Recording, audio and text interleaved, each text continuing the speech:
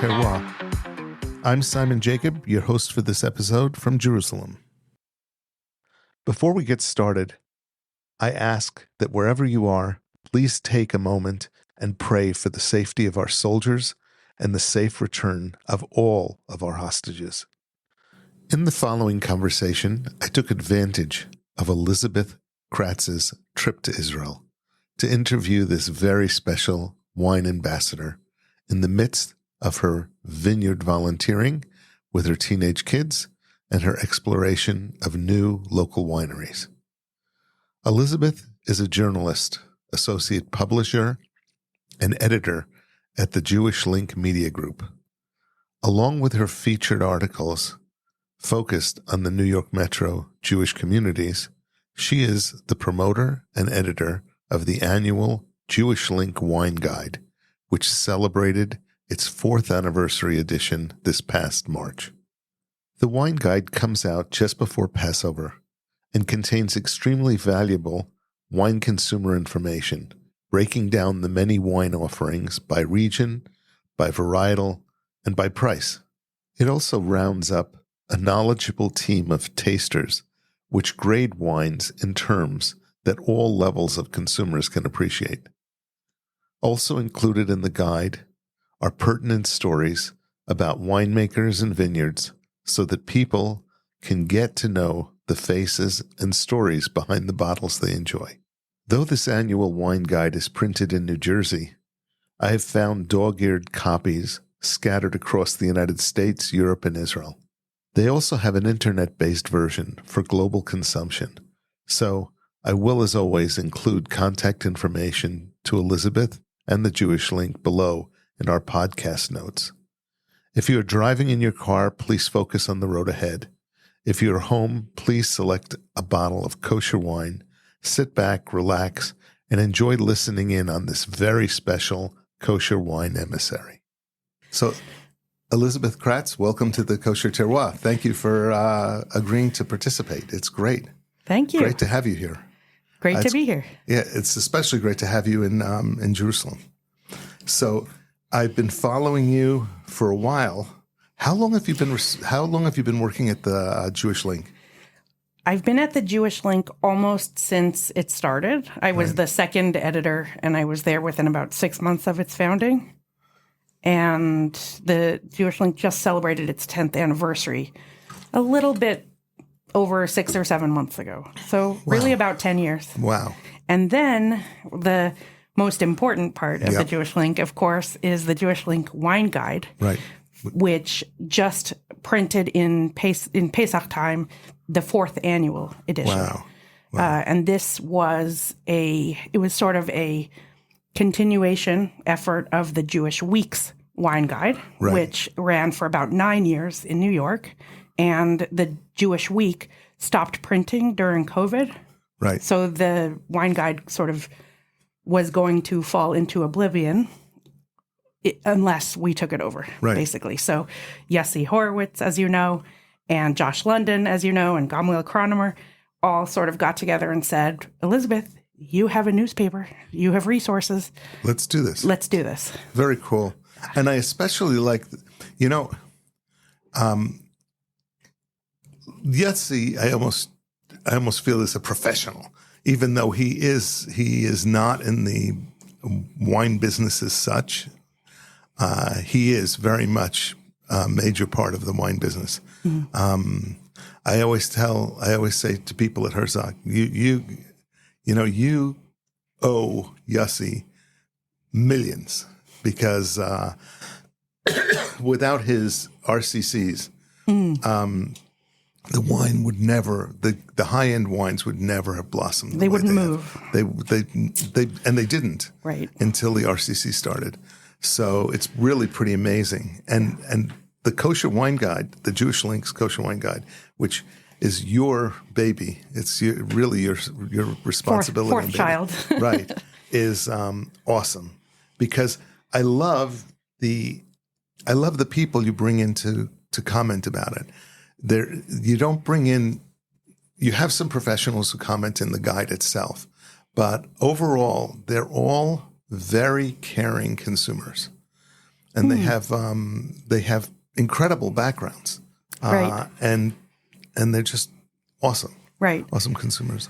Yeah. So I think what sets it apart was Yossie set the tone of the judging panel, Right. and he basically explained how we should conduct our tastings, and we do everything blind, as you probably know. We had about 600 bottles over last year and the year before. We started to get bigger, but it's very difficult to manage such a tasting, and I had a lot of questions. And Yossie really was sort of our North Star in kind of the guidance of how to develop and create a panel that was consistent over time. And, how to get through 600 bottles in really about 2 weeks of maybe 4 to 6 tastings over a 2-week period. And it's intense, but we have a panel that is 5 of them have been there since the beginning. Yeah. And then we added one more this year, Gary Wartels from formerly of Skyview Wines, now of Columbus Wines and Spirits in Manhattan. They are professionals. I don't want to belittle them, but they give a consumer perspective more than like insiders. Correct. They are insiders too. Right. So Josh London is a writer. Right. So yes, they are. And I also consider myself a writer before a judge or a critic. I'm certainly not a critic. But Greg Raker is now studying for the WSET level 4, exactly. And his wife, Daphna Roths, just passed the level 2. And so she's on her way. And I've completed level 3, but I didn't do the exam. I did the tasting exam, which I passed, but I didn't pass the written yet. So okay. And the other 2 are really consumers. They're pure consumers. They're people who love kosher wine. They've been tasting kosher wine for 20 years. And that helps us, or at least Yossie's argument is, that helps us because it brings us to a roundness of our experience where not all of us are, thinking about the value of the future tasting while we're tasting, thinking about cellaring, et cetera. These are just people who say, I like it, I don't like it. And that helps us in the broadness of tasting and to keep our scores consistent over time and to make good recommendations. Yep. No, it's fantastic. I think it is the go-to guide. Thank you. I was going to say the go-to guide in the New York metropolitan area, but I don't think there's a guide coming out anyplace else. Right. So we are the only magazine dedicated to kosher wine in America. Yep. And I don't know if there is another one in Europe or I don't think so. Necessarily even. Is there a magazine about kosher wines in Israel? There might be a magazine for Israeli wines or agriculture or there's plenty vineyards. of agricultural things, but there's I don't believe that there's a tasting guide or besides, the guide you saw downstairs, which is now out of print. Right. The Rogov guide. The Rogov guide. But besides that, Adam Montefiore comes out with every so often with something, but it hasn't been an overall guide. Right. So we'll see. Right. He's written some beautiful biographies and sort of, I think he did the one of Castell. Yes. And the one of Yarden. Yes. So these are beautiful, beautiful stories of histories of our important wineries. He's been a documenter of Israeli wine and kosher wines for, since the beginning. He is like the number one kind of chronicler. Mm-hmm. I don't know if that's a word, but he chronicles the kosher wine world here, and he's amazing at it. Mm-hmm. So he did an excellent job on the Castell one and also on the Yarden one. It was really beautiful. Yeah. And I've had him on the podcast. He's a good friend. He listens to the podcast on a very regular basis. And I would say every podcast. And and I get comments right after the podcast, either, thumbs up or thumbs down. I don't like that. Don't do that again, or what have you. And he's really excellent advice.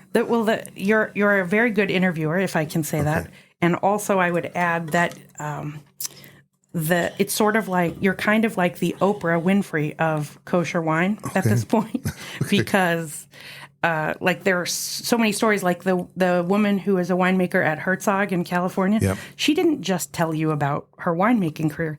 She told you about her odyssey and her life and her decisions and how it sort of played into the world of kosher wine and created a place for her. It was very beautiful. I thought, particularly, maybe because she's a woman and there aren't so many of us in the wine business, but I thought it was a very unique podcast, and it told a very compelling story.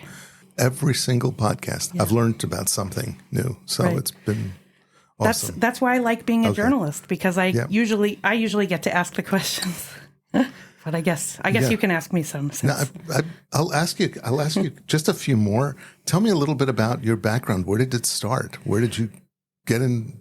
How did you become a journalist first, and how did you get into wine? Okay, that's 2 questions. Yep. Okay, so both of them lead back to Washington, D.C., where I was after college, and I spent 3 years working as a legislative assistant to a member of Congress. And I was sort of interested in the press job, dealing with the press, but I really burned out of the job in terms of politics before I advanced too much. So I worked there for 3 years, and then I'm like, okay, amen, dayenu. And I moved over to a magazine at that point. That was my first job in journalism. It was an easy transition somewhat. And it was a magazine that was actually covering the military and the Pentagon. There are, a lot of jobs in Washington that just sort of have a specialty in this way. So I did that for another 3 years.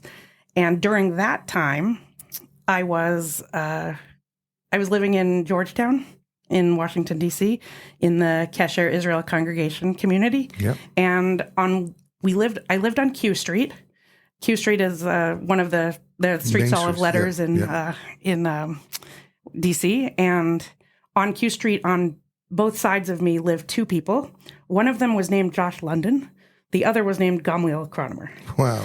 And they had a group. Josh, in particular, was really interested in trying new wines, trying kosher wines. He's interested since he was a teenager, and he had been to Israel and had brought home things. Was interested in Yarden, interested in Siegel, and all the things that were going on in the sort of early 2000s, I guess. And he had a wine tasting that Gamliel and I were both at. And the famous joke was, it sort of solidified our friendship. Gamliel secretly replaced the contents of a regular 750 milliliter bottle of wine with Manischewitz, and then did a blind tasting. And at the end, whatever it was, bottle number 7 or something, everyone tried it, and the room exploded. Everybody knew. This is Manischewitz. This is like Concord or Cream Concord or something. Right. And it was just like a funny foundational memory. And I think for me personally, I was looking around the room and I'm like, man, I want to know more about how everybody in this room knew exactly what that was. Right. I want to know. I really didn't at that time know everything there was to know about taste and tannins and dryness. And I was just like, okay, I'm tasting it blind way. But that was my first experience with tasting, and it was they were great teachers. They're great people. Yeah, a lot of fun. So Josh and Anna, then they got married, and they're now in England. And Gamliel and Jessica are sort of still close by in Silver Spring, but we're all still in contact and working together and talking about wine and spirits and different things all the time. So that was my first experience with wine. And then after my foray into journalism, et cetera, I worked as a journalist, a serious journalist in sort of a non-Jewish secular community area, whatever. And I won a fellowship. During the time of my first journalist job, I was also doing my master's degree at Johns Hopkins, which has a program in the city in Washington, D.C. And after I got my master's, I got a fellowship, and that fellowship took me to Germany, where I lived for 1 year. Wow. So I learned a lot of German. I, became versed, and I actually wrote my first wine article while I was in Germany for the Frankfurter Allgemeine Zeitung, English edition, from Frankfurt. And it was about a prince who had bought back his vineyard in like Nordrhein-Westphalia, maybe. Not a specific famous wine region, but he bought back the vineyard and was growing grapes there and making German wine. So that was my first article that I ever wrote about wine. First of many. Wow. So, yeah. How did you get involved with the link? So that fast forwards me another 15 years or so. I was living in New Jersey, had just had my third child. My husband is from Austria, and I met him sort of through people knowing that I spoke a little German, basically. Okay. And I was like, "What? There's a Jew here from Vienna," and we got married. So, very cool. So we had our third child, and I was sort of looking for a job that was flexible, and the Jewish Link had just started. It was really, and I was very interested in it as an idea because Northern New Jersey really needed a paper. Like right. The Five Towns has a lot of papers. New York had a lot of papers at the time. The Jewish press was very active, but not covering New Jersey really. Right. So I was like, this is a good idea. And then I went in and I met Moshe. I don't know if you've met my publisher. I have. And Moshe is brilliant. Yeah. He's got his finger on the pulse. He is brilliant. You know, there's a lot of people who've tried to bring out papers and based on advertisement and not on subscription prices and what have you. And I've never seen any of them really last, let alone blossom. And he came up with a concept. I don't even know if they talk about it, but I noticed it, that he wrote about kids' sports every single week. Yeah. And he had pictures of the kids' sports teams every single week in the back of the link. Yeah. And there isn't anything that will draw people to picking up a newspaper right. than wanting to see their kids in the back of a newspaper. Right. You know, is my kid in it this week? Is my kid in it this week? It was unbelievable. Right. And I don't think he could print them fast enough. Right. Where normally you'd get distribution that would be very little, his distribution went through the roof. And advertisers saw that and they participated, and he really built a machine. Right. So I agree. So the kids section and the sports section is part of our foundation. A lot of people might poo-poo that, like say, who cares? Are you kidding? But the thing is, today's kids who are in that paper right. are tomorrow's readers, yep. tomorrow's contributors, and, you know, in 10 years, tomorrow's advertisers. And we have people who have grown up now with our paper who don't remember a Shabbos without it. Right. And they get multiple copies per family, and they relax with our paper.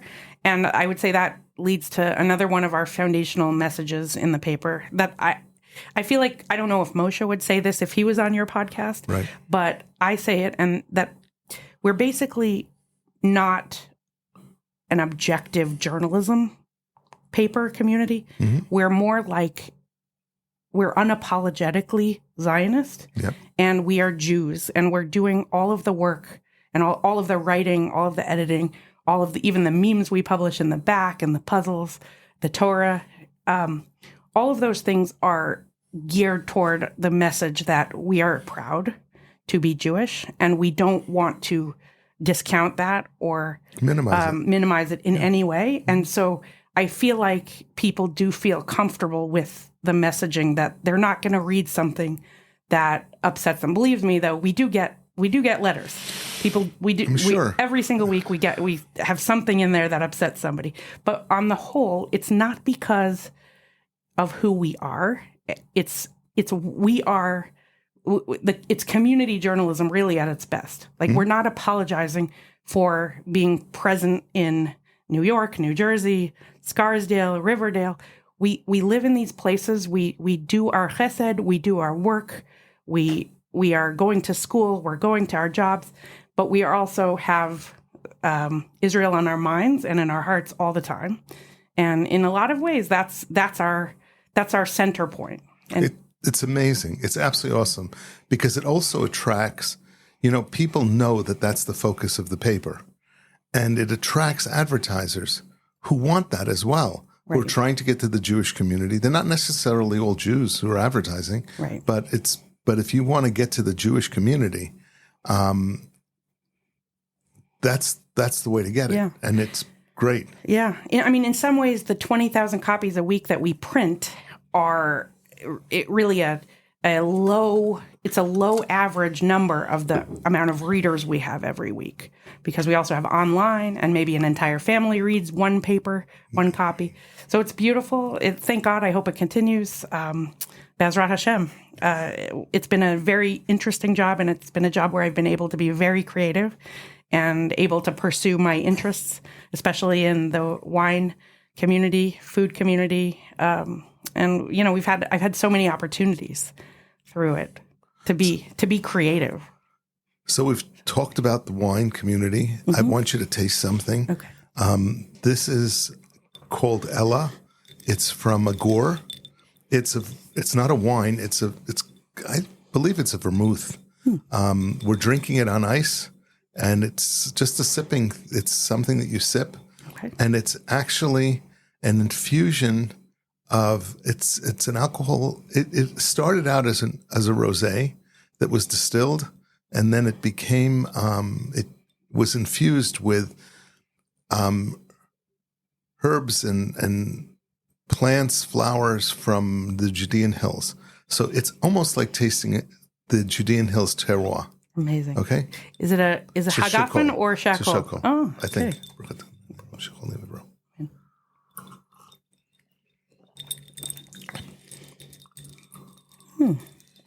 Sweeter than I would have imagined. It's not really sweet. It's got a little bit of sweetness in it. I do get some blossom and some green fruit elements. Mm-hmm. Interesting. Yeah, it's an interesting. It's from Agor, which you said you're going to visit.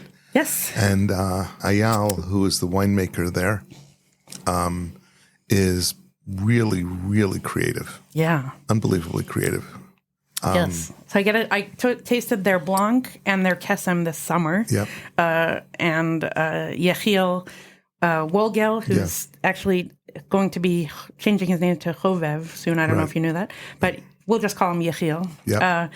Is some kind of assistant winemaker there now. He's I think he moved there since you last had Yechiel on the podcast. He moved there in the process of me having him. Amazing. We went and visited Agor together, and that's when they offered him a position. Beautiful. So it he's so really enthusiastic and really jumping in with both feet. He's like a sponge. Yeah. He just soaks up every piece of information he can. He's really brilliant. Right. He's a very bright kid. Yeah. So he was actually, how I met Yechiel, and we have a whole chevra of people who were in America. They did the WSET level 2s and 3s during COVID, basically. Yep. So a lot of us, including Jules Polonetsky, who is now a newly minted WSET level 3 and headed to Bordeaux with on that trip with all those guys this summer. Kenny Friedman as well as another one. Kenny was with me, and Kenny writes for the link also. Right. He's couldn't do without him.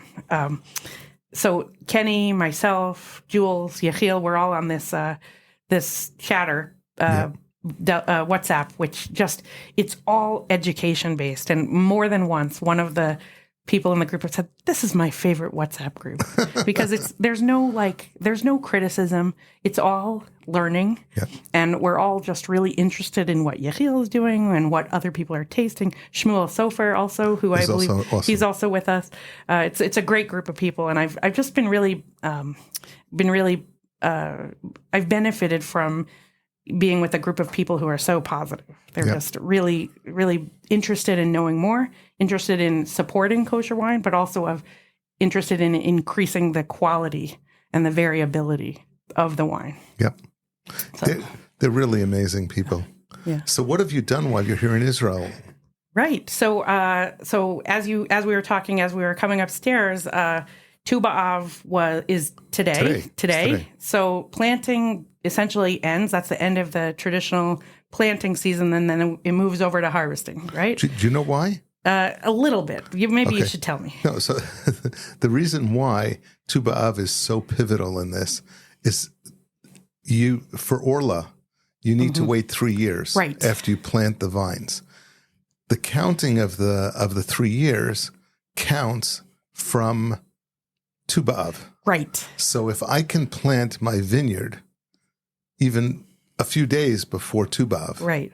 Tu B'Av comes and says, you're a year old. 1 year. You're 1 year old. Right. So it cuts a whole period of time out of the wait. Right. In order to get to grapes, in order to get to wine. Right. So that makes a lot of sense. So basically on Wednesday last week, we were with Amichai in Shiloh, planting a very long-awaited vineyard. Especially Shmuel Sofer said he was really excited about a Pinot Noir coming from this area of Shiloh because Gavaot makes such a beautiful Pinot Noir. Yeah.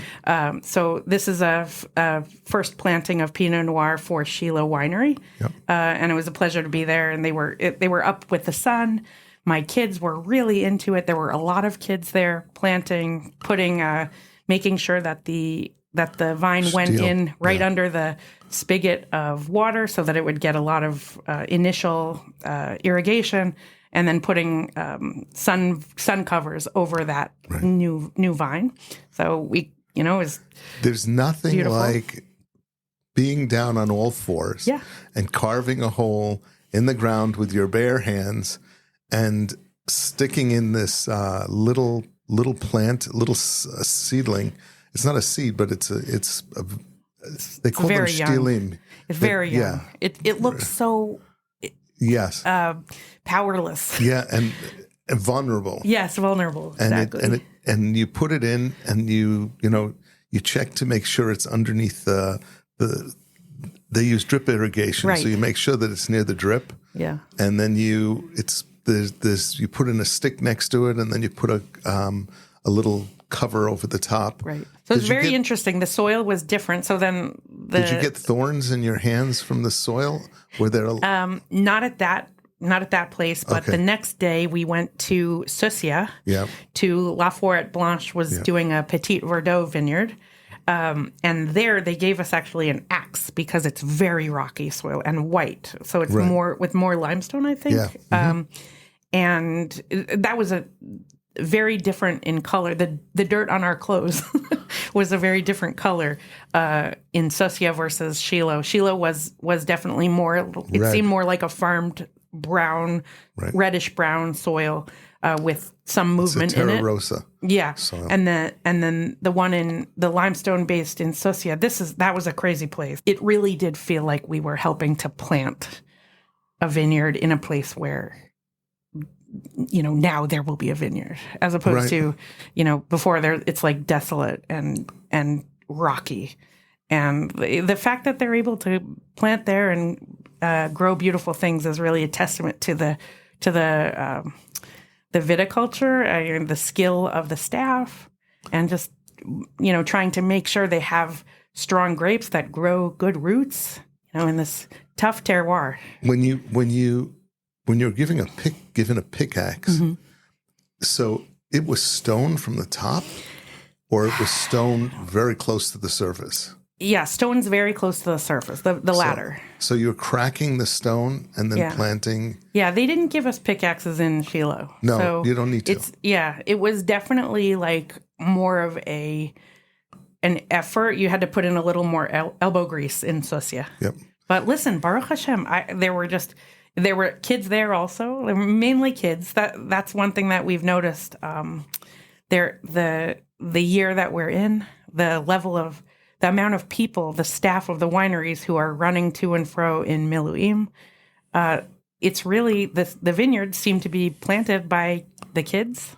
Kids of what age? Like the age of my kids, like 11 to 15. Right.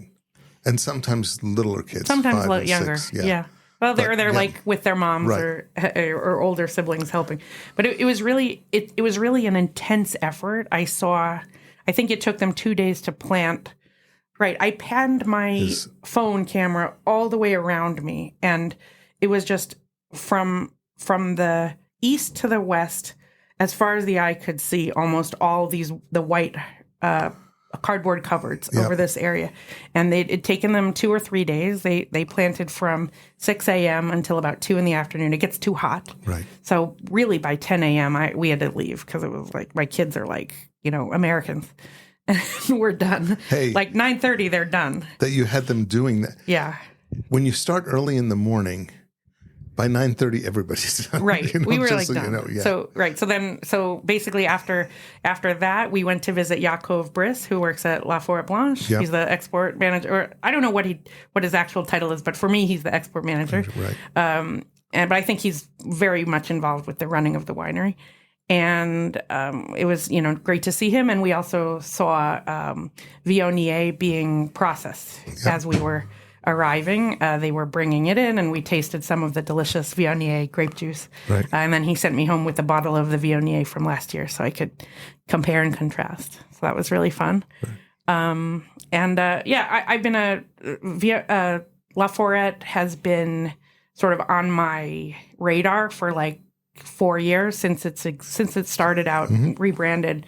It was formerly the Livni winery, and I've just been interested in it. Met Yaakov a long time ago, and been writing about them since the first vintage. Big fan of their Talpiot blend. I think the 2017 was the first one I tried. It was great.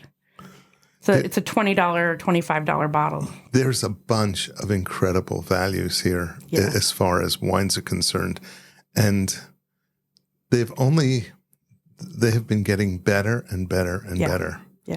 So, one of the reasons for my visit this year, and especially in August 2024, when there are tensions and, Israel is once again under the specter of global stress.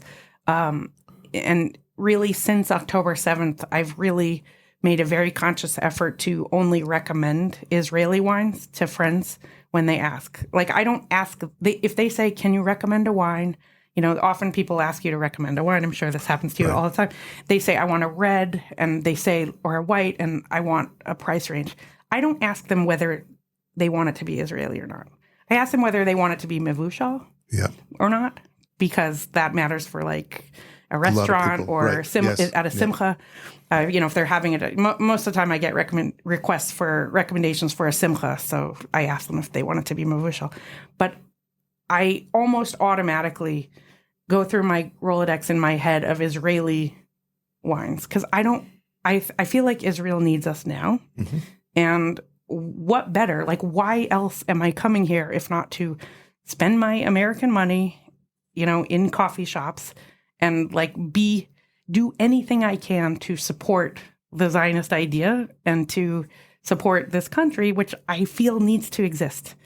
And I just want to put all of my recommendations behind Israeli wine, specifically this year, but maybe always.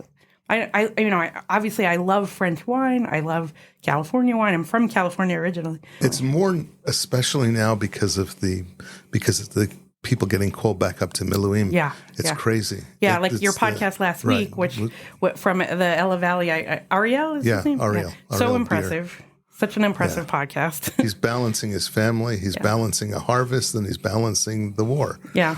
And the war seems to be winning as far as his time is concerned, but not his mental thoughts. His thoughts are, with his family and also with the grapes. It's really amazing what people are going through now. He actually runs back and forth to Gaza. People like Amichai Luria just lose his staff. Right. He all of a sudden, he thought everybody was finally back and things would be great for the harvest. And then a month ago or a month and a half ago, all of a sudden these Miloim calls came out for all of the people in his staff again. Yeah. So it's hard. They don't know what to do or what to replace or how to do it or how to deal with it. Yeah. So they're trying. They're just working really hard at it. Yeah. And I have a nephew who is serving, and even the day we landed, I texted him and I said, "Hey, we're here finally. We made it.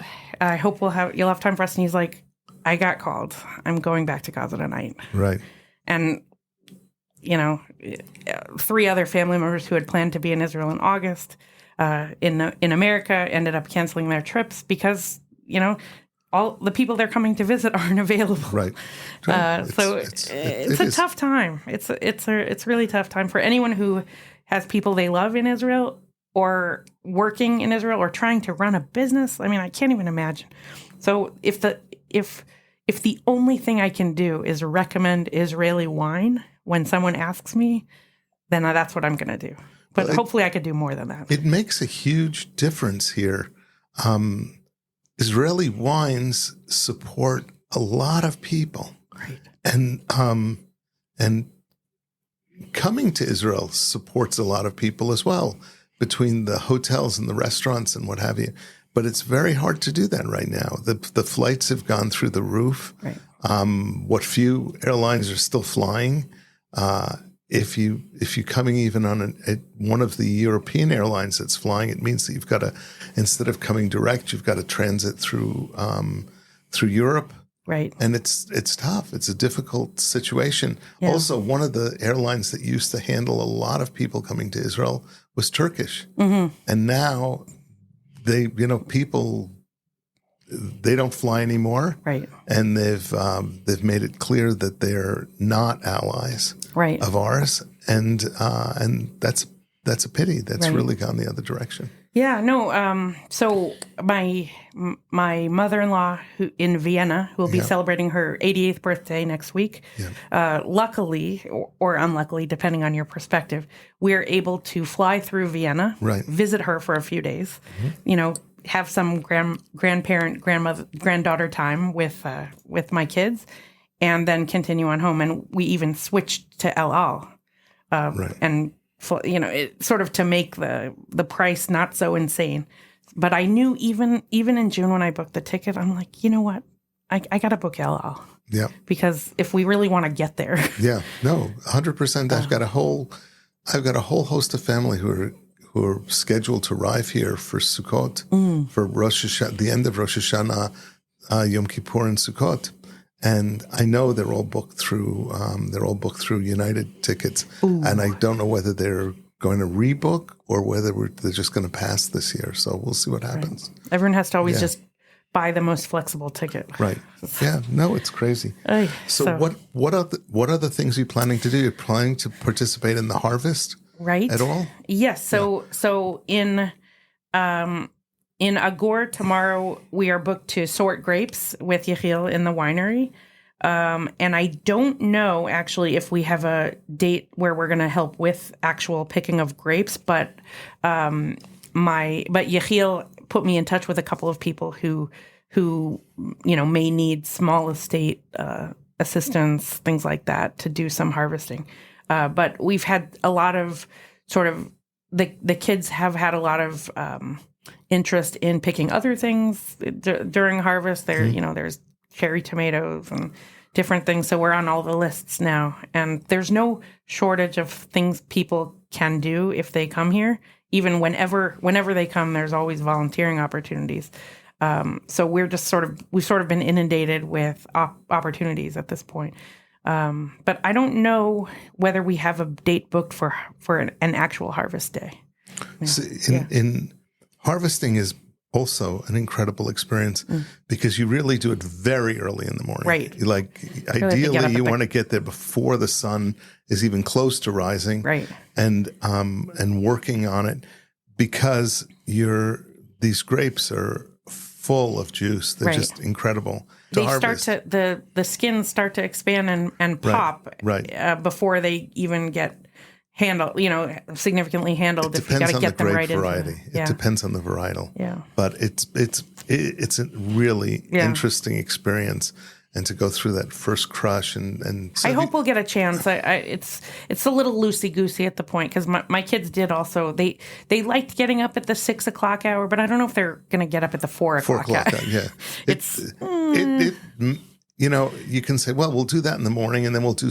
You won't do anything in the afternoon. Except right, you're done. You're gotta lie in some air conditioning, right, and relax. Right. Yeah. I figure, we're here. Yeah. It's harvest. We should, do it. We're alive. We're here. We should join with the, do what everyone else is doing. But it is a little intense, and it might not be what my 11 and 13-year-olds have signed up for. Okay. Maybe. No, it's cool. But we could try. I do hope to get to it. And if not, we'll help in the winery. Any wineries that you've encountered that are new and different that you're I'm hoping, yes. Hit the radar? Yes, I'm hoping to visit this week Bazak Winery. Yeah. Yep. This is another winery that Yechiel is very, very excited about. They don't export yet, and they are apparently as close as Israel has gotten to a wine chateau, like the French style. There's the house. There's the winery in the house, and then the vineyards surrounding it. So it is a true estate winery. And so apparently the Bazak family had been selling their grapes for many years, and people really liked the grapes. It's Judean Hills, I believe. It's right in the middle of everything.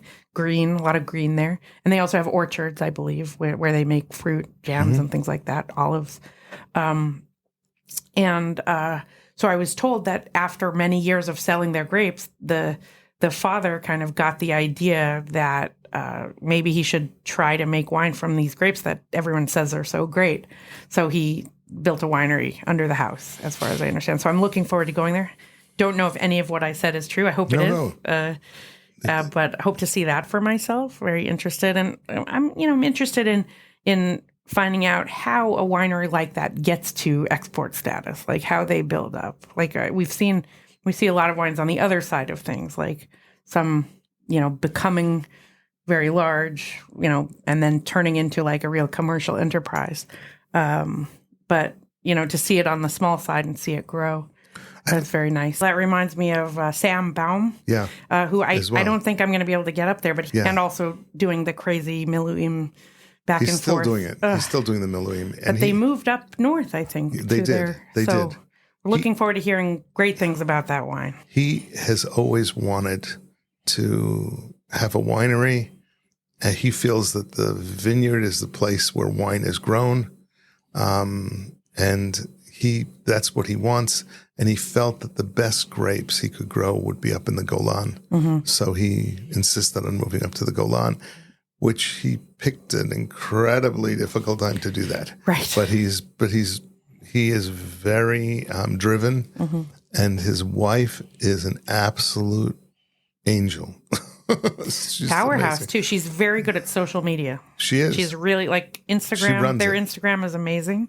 She runs it. Yeah. In the early days of the war, actually, we even wrote about this in a couple of articles about she was documenting doing like punch down while he was away, and she's like, "I'm a nurse. What am I doing?" And she literally was a nurse in the hospital.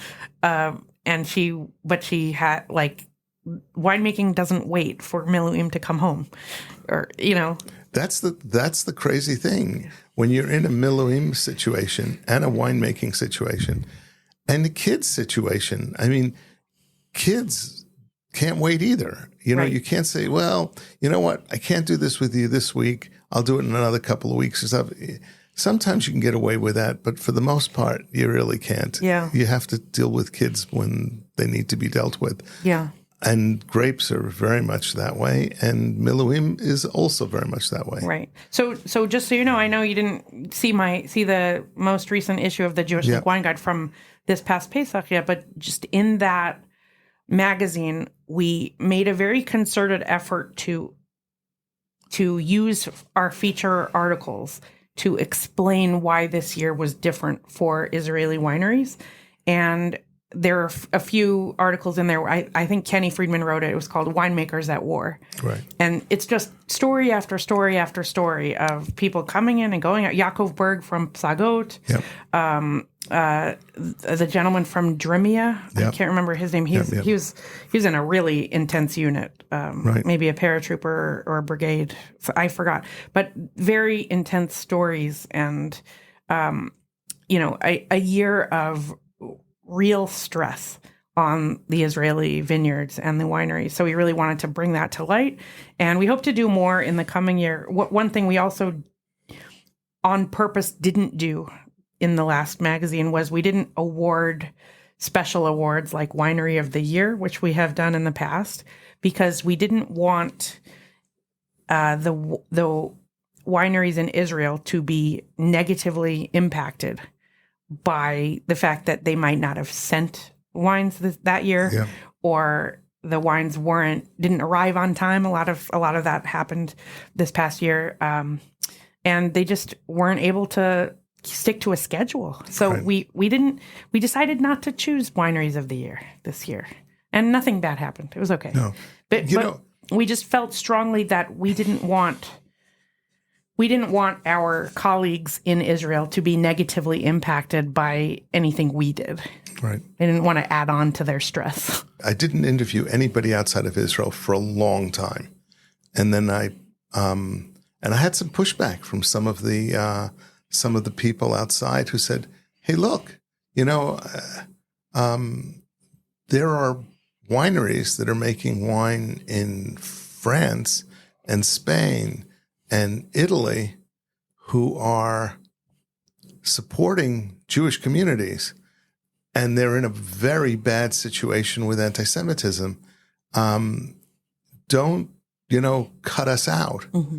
And I said, you're right. You're 100% right. I get it. I've been promoting winemakers who are outside of Israel as well now, but I definitely my number one push is towards Israeli wineries, because I just see what they're going through, and I see the challenges. Yeah, but I mean, the title of your podcast, that's why it's so genius, because if you're saying the kosher terroir, that's global. That is global. That's Herzog. That's Elvi. Yeah, that's Terra de Seta. Yeah, that's all of those places. So okay, I like it. Yeah, no, that's what we're trying to do. Yeah. One of the other ones that's here that was really special, is Hasela. Oh, yes. And they have two partners and their wives, and they both have businesses on the side. And the wives do too, besides taking care of their kids. And all of a sudden the wives were making wine for, 2023. Yeah. And I went into the winery and I said, yeah, well, you're making the wine. Yeah, we are. We moved this barrel. We moved the barrel upstairs. We had to move the barrel. And I said, wait a second. You moved the barrel yourself? And he said, yeah, it was empty. It wasn't. Those barrels are heavy. And they were pushing the thing around and doing what they needed to do to get it done. So don't they have a unique cave tasting, like a cave storage room? Yes. Looks really cool. That's actually where they make the wine too. There have to be some venting, some ventilation of some kind. They did. They had a hole that the birds were flying in and out of, and they screened it, and they put fans in and what have you. So that actually works now to ventilate it. Wow. So that they can actually make their wine in that cave. So that's what they do. Wow. That sounds cool. Okay. I'll look into it. I'd like to visit. To spend some time. Yeah, you can only do so many things. You're right. Really but hopefully not my last visit. No. Hopefully I'll be back. Sure. Yeah. I'm sure we'll be.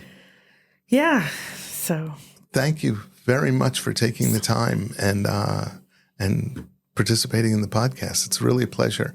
You're an important part of the kosher wine world, especially in northeastern United States. But I know that some of these guides made their way to California and all over the place. Yeah. So Yeah, and we can always we can send the magazines anywhere by request. I guess it's just visit us on the web, the Jewish Link Wine Guide. We're happy to mail out copies, etc., and look forward to everyone's participation. Yeah, I'll include your email and information on the podcast so that people can get to you as well. Yeah, and thank you for all you're doing, Simon. Really, it's a pleasure. Yeah, really a pleasure. Shalom u'bracha. Thank you.